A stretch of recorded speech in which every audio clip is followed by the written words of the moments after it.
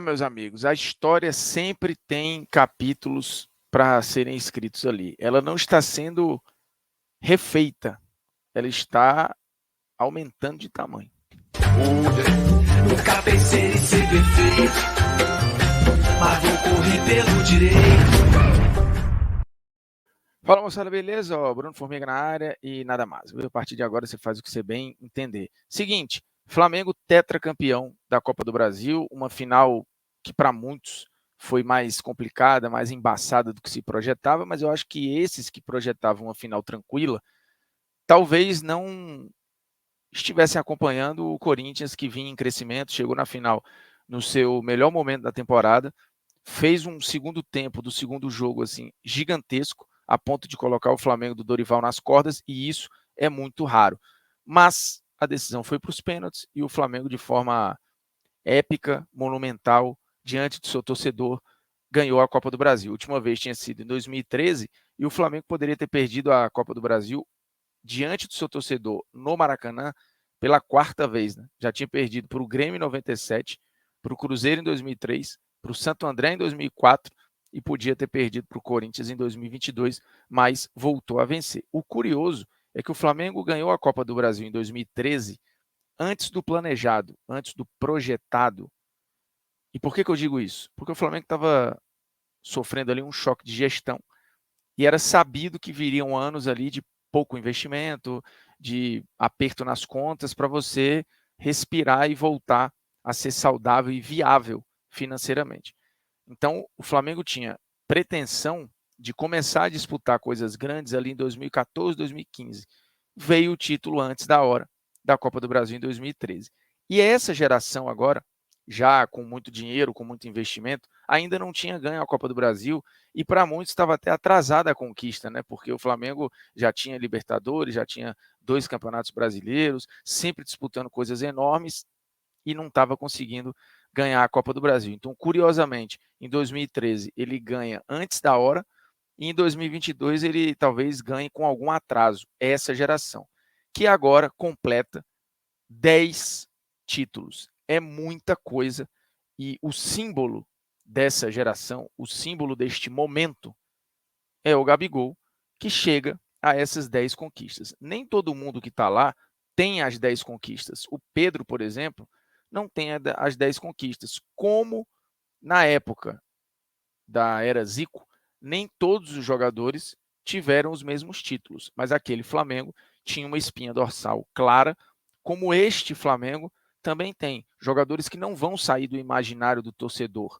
Felipe Luiz, Gabigol, Arrascaeta, Bruno Henrique, Everton Ribeiro, Diego, ele precisa ser lembrado porque ele é o capitão da equipe ou um dos capitães da equipe. Normalmente entrou em todas essas conquistas. Em algum momento foi titular, como no Campeonato Brasileiro de 2020, que só terminou em 21. Foi importante na reta final da Libertadores 2019. Então, assim, ele é um cara que está aí. Então, você tem ali 5, 6 jogadores. Se a gente quiser colocar o Diego Alves, que faz parte dessa estrutura e participou de boa parte dessas conquistas, seria um sétimo jogador aí. Fora o Rodinei, que não estava no Brasileiro de 2020, mas no geral está desde 2016 no clube e faz parte. Então você tem uma geração com uma espinha dorsal muito clara, como o Flamengo dos anos 80, e aí o primeiro grande momento da era Zico ali é entre 80 e 83. A diferença ali é que todo mundo, ou quase todo mundo da estrutura daquele Flamengo era formada na Gávea, né?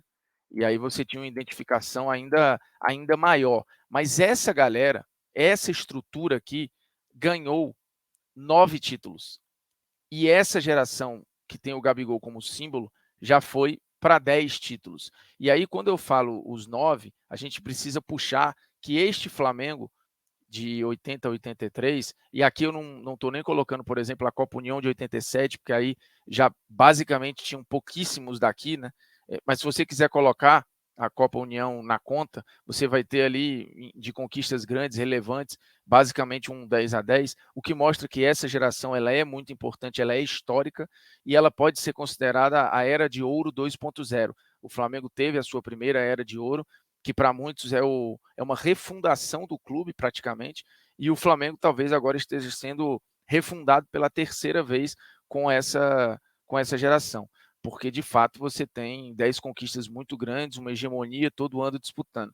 E aqui a diferença, quando você olha para a base daquele time, para a espinha dorsal campeã, como chama os imortais do futebol, você tinha Leandro, Andrade, Júnior, Adílio, Zico e Tita, 6 jogadores todos formados na casa e que praticamente passearam por todas essas conquistas. E aí é óbvio que isso tem um peso muito diferente do Flamengo, que construiu esta geração de agora, né? Foi lapidando esta geração, né? Pegando esses jogadores no mercado, tendo alguns ótimos valores formados em casa, né? E que foram importantes em alguns momentos. Agora o João Gomes tem sido fundamental. O Renier, por exemplo, foi importante no Brasileiro ali em 19, entrando em momentos bem legais.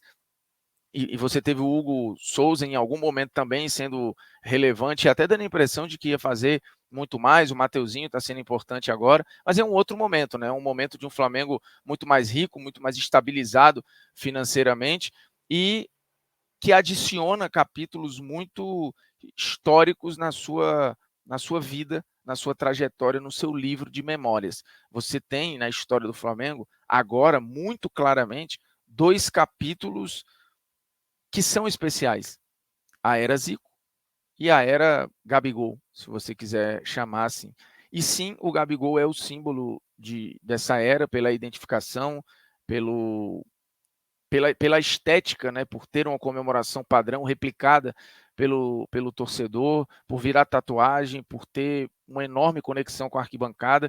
E aí, quando se fala, eu já fiz alguns vídeos sobre isso aqui, de onde estaria o Gabriel na história do Flamengo, né, se estaria num top 5, num top 3, ou se hoje ele seria o segundo. Eu acho que num top 5 ele está com certeza, já deixou muita gente grande para trás, e assim, a gente está falando de um cara que, quando se trata de idolatria, quando se trata de representatividade, é difícil de medir, né? É difícil de você cravar, este deve ser mais ídolo do que este, porque tem jogadores que talvez na história do Flamengo representaram tanto quanto ou mais, só que conexão é um negócio muito difícil de medir. E aí a idolatria talvez esteja no quanto você mexe com as pessoas. Porque fulano sempre foi irrepreensível, tem uma trajetória épica com a camisa do Flamengo e foi cria do Flamengo e nunca teve crise com a torcida do Flamengo, ok. Mas o quanto esse cara mexe com o sentimento do torcedor, para mais ou para menos, porque até alguns históricos, como o Adriano, Júnior, por exemplo, o Júnior tem imagens de torcedor indo nos anos 80 ao Maracanã com faixa Júnior bailarino, time de mercenário. Então, assim, crise sempre existiu, até para os ditos intocáveis. Né? O Adriano, por exemplo, e o documentário na Paramount que fala dele, mostra muito bem os momentos de tensão ali, pós 2009, que ele viveu com parte da torcida. Então, assim, o Gabigol também viveu esses momentos, porque até com os grandes ídolos você tem arranhões. Mas, de novo, o quanto você mexe com as pessoas é muito difícil de medir. E o Gabriel, ele é um símbolo não só vencedor dessa trajetória, dessa era, como tem um impacto de conexão, de representatividade do torcedor olhar e se sentir ali com o cara, né? A imagem dele na final da Copa do Brasil, depois do pênalti, que era de uma tensão gigantesca, né? Porque se ele perde um abraço, é bizarro, assim, o grito dele, a ver subindo aqui, não tem como medir. Então, assim, essa era, que é a era de ouro 2.0 do Flamengo, ela está consolidada. Este Flamengo, ganhou tudo o que era acessível. E quando eu digo acessível, eu não estou colocando o Mundial, porque o Mundial você fala, pode até ganhar, mas meio que, e eu já falei isso algumas vezes, até brincando, o Mundial não é feito para sul-americano, né? O Mundial hoje ele é feito para o europeu confirmar a sua hegemonia, o abismo ele é enorme. Pode acontecer de um sul-americano ganhar? Pode, mas aí eu acho que é um bônus na história do clube. O que é acessível, o que está ali talvez no cardápio de opções que realmente você pode pedir, o Flamengo ganhou tudo. Este Flamengo levou todas as conquistas possíveis e imagináveis.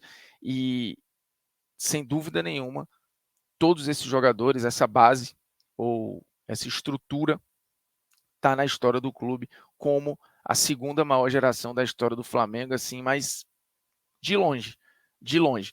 E, de novo, com alguns desses aí, né, Arrascaeta, Gabigol, Everton Ribeiro, Pedro, o próprio Bruno Henrique, Felipe Luiz, provavelmente, a não ser que ele queira encerrar o vínculo, podendo ficar mais tempo e ganhar mais coisa. Então, isso tende a aumentar o lastro em relação às outras. E, assim, daqui a pouco eles vão querer entrar numa sala aí para brigar, talvez pelo topo do ranking, porque se ganharem o Mundial, né, que hoje é mais improvável do que era, por exemplo, na era Zico, aí a gente vai ter que gravar um novo vídeo, beleza? E aí, para você saber disso, você se inscreve no canal, toca na notificação, que quando eu fizer esse vídeo, se acontecer, aí você vai saber. É nóis.